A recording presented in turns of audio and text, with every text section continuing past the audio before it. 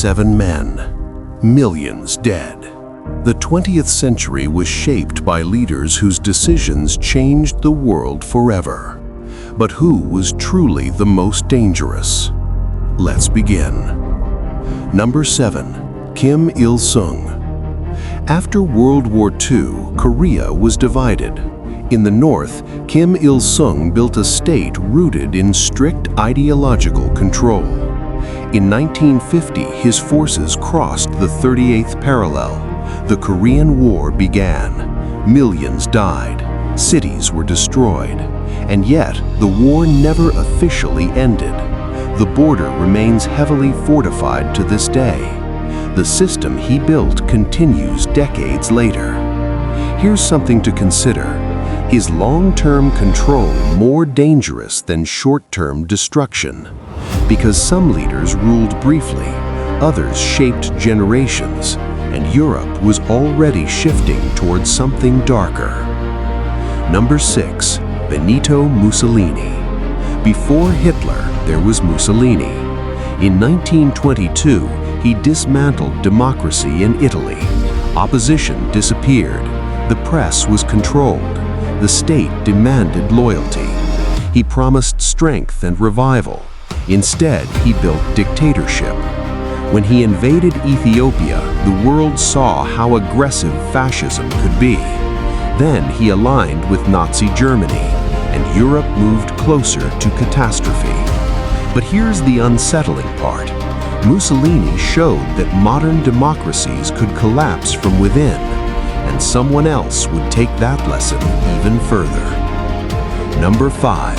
Hideki Tojo. Across the globe, Japan was expanding. Hideki Tojo rose as military influence dominated politics. Then came December 7, 1941, Pearl Harbor. The United States entered World War II, but the devastation across Asia was immense. Occupied territories experienced forced labor and harsh military rule.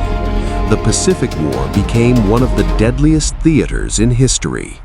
Tojo would later be executed for war crimes. But ask yourself, does responsibility rest only on one leader or on the system around him? Because what we're about to see next was driven by ideology taken to its extreme. Number 4. Pol Pot. In 1975, the Khmer Rouge took control of Cambodia. Pol Pot believed society needed to start from zero. Cities were emptied, money abolished, education dismantled, intellectuals targeted. Millions were forced into labor camps. Starvation spread. Executions followed. Nearly a quarter of the population perished in just 4 years. 4 years. Think about that. Can destruction measured in intensity outweigh destruction measured in scale? Because the top 3 leaders operated on an even larger stage. Number 3. Mao Zedong. Mao Zedong unified China under communist rule in 1949. But his great leap forward aimed to transform the economy overnight. Agriculture was reorganized, production numbers were inflated, reality was ignored. The result was catastrophic famine. Tens of millions are estimated to have died. Then came the Cultural Revolution. Students mobilized, public accusations, communities divided. China was transformed. Mao remains one of the most influential figures of the century, but influence can build a nation or devastate it. And 2 leaders constructed systems of fear that reshaped global power entirely. Number 2. Joseph Stalin. Joseph Stalin consolidated power carefully and methodically.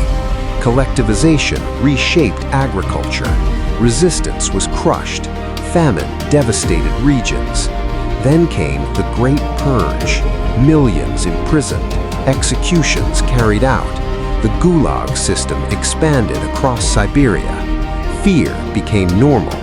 And yet, when Nazi Germany invaded, Stalin led the Soviet Union to victory. The USSR emerged as a superpower, but at what cost? Is survival justification for repression? Only one leader would ignite a war so vast that it consumed continents. Number 1. Adolf Hitler. Adolf Hitler rose during economic collapse and political instability.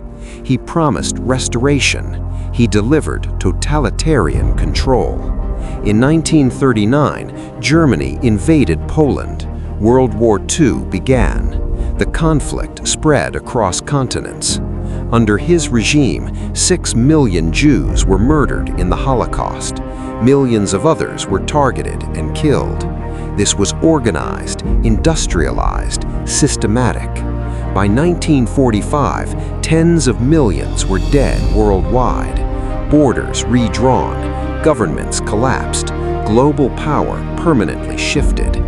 But here's the final question.